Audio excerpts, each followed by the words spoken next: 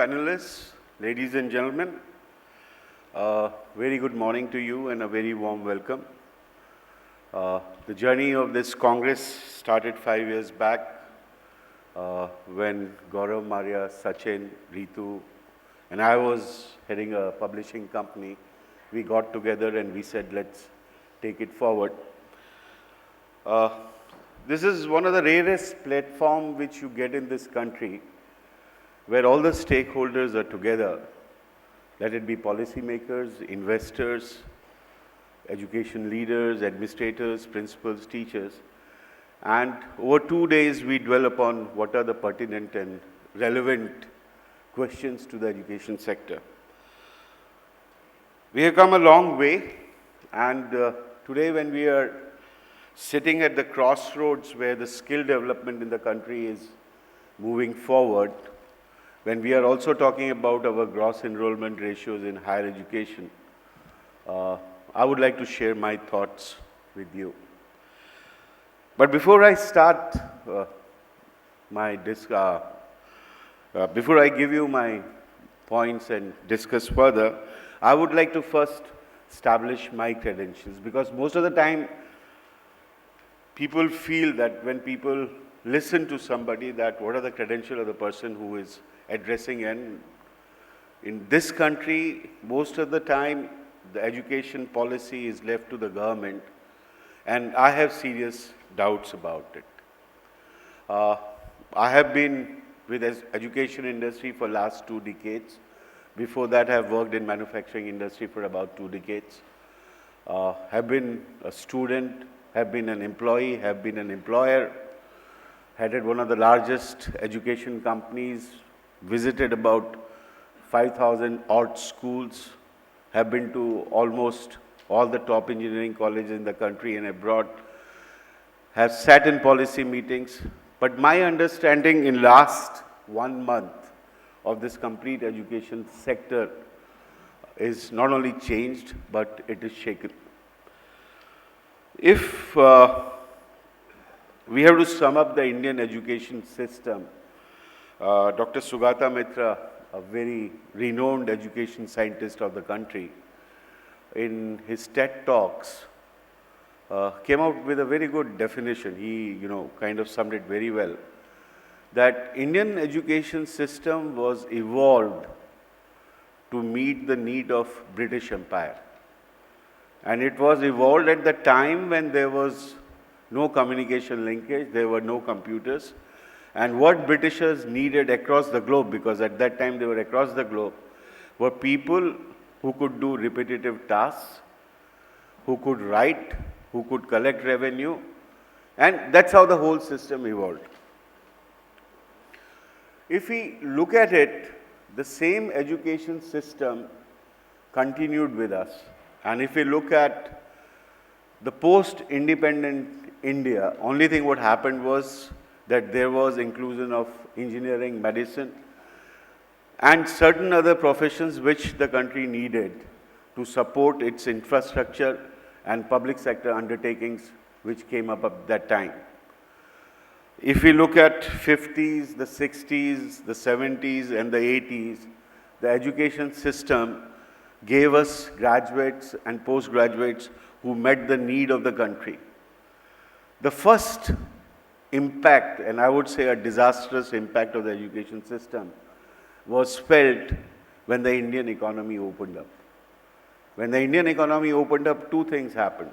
One, there were a lot of global players who came into the manufacturing sector, and they invested, and they needed engineers who could work in those factories, who needed to have more than what was being taught in the colleges.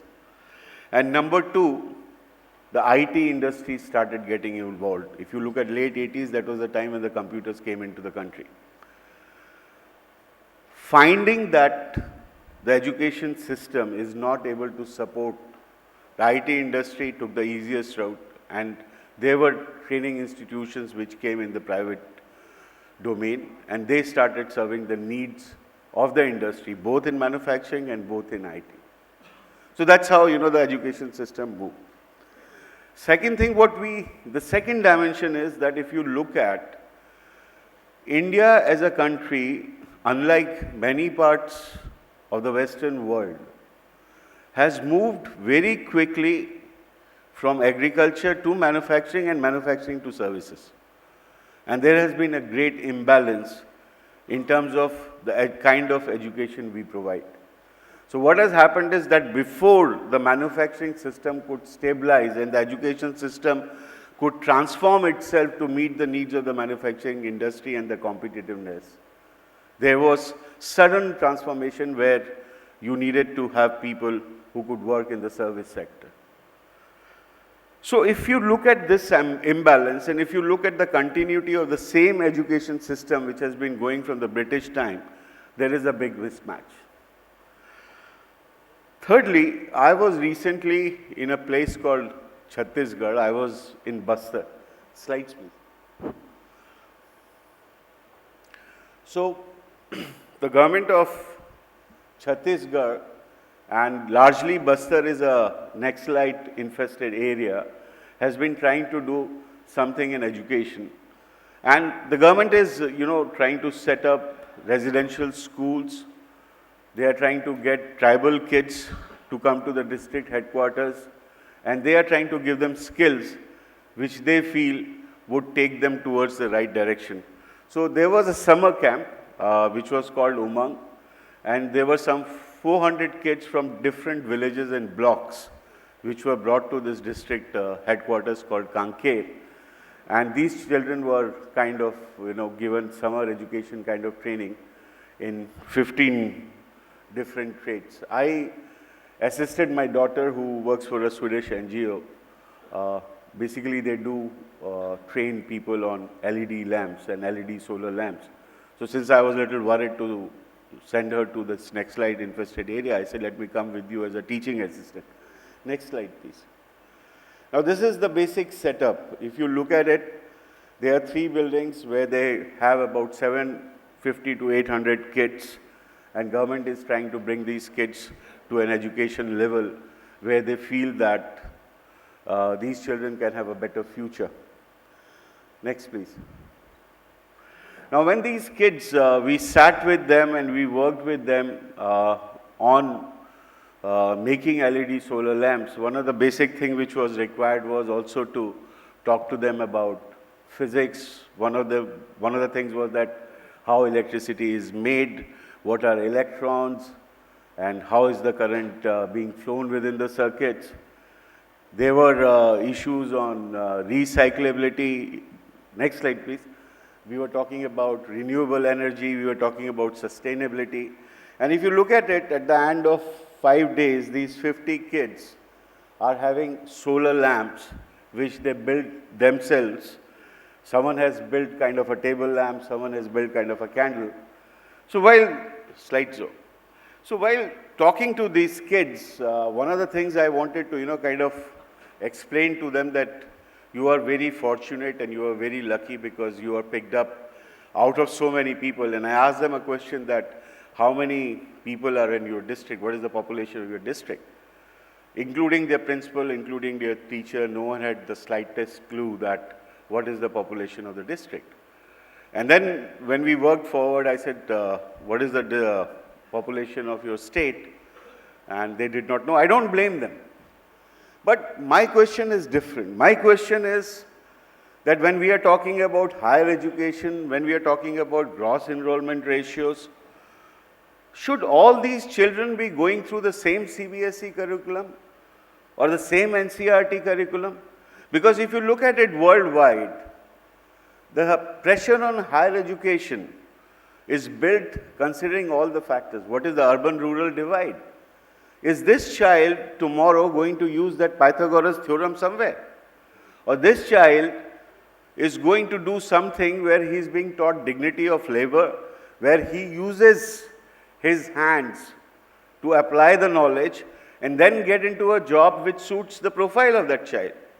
I'm not denying that there will be certain children who need to be picked up and who need to be brought up to mainstream education. But does it mean that 100% of them has to go through the same education system? So the question here is that the basic education has to transform. Now, I would like to again take you back in time. In 1930, Gandhiji at the same time, when British were putting an education blueprint for India, came out with his recommendation for basic education. And those recommendations were then evaluated by Dr. Zakir Hussain and a committee which was formed around that. And that committee came back saying very clearly that 8 to 14 years of children, ages 8 to 14, should be given free basic education, number one. Number two, when they are given that basic education, they should also be skilled to meet the local economy requirements. And at that time, Gandhiji said that they should be doing weaving, they should be doing pottery, they should be in leather, they should be in agriculture, they should be in fisheries. And third thing what he said was that when you are skilling them, make sure that the education which you provide to them links to that skilling and it evolves around that. Now, when I share these thoughts with a lot of people in the country, they find me cynical and they say if left to Gandhi, we would have been a country of weavers and potters. But what a narrow thinking we have, because he talked in 1930 about the skills and vocations which existed. Now in the present times, we have to find out what are the skills and vocations which exist in our geographic domain and in our economic environment. So ladies and gentlemen, I do not dispute and deny that our higher education system and enrollments have to evolve. But what I feel, and what I feel that this conference at this time, when we are talking about skill and higher education at the same time, also has to consider and come out with the solution that our secondary education, is it required to be stereotyped? Is our higher education, should our higher education be giving those stereotype degrees of BA, BSc and making people unemployable? Or should we have an avenue and opportunity for a student at basic education level to pick up vocational skills, get employed, and if want to be, have a seamless integration and pathway to higher education and career growth. Thank you very much, and I hope that during the course of the conference, we will take these thoughts further. Thank you very much.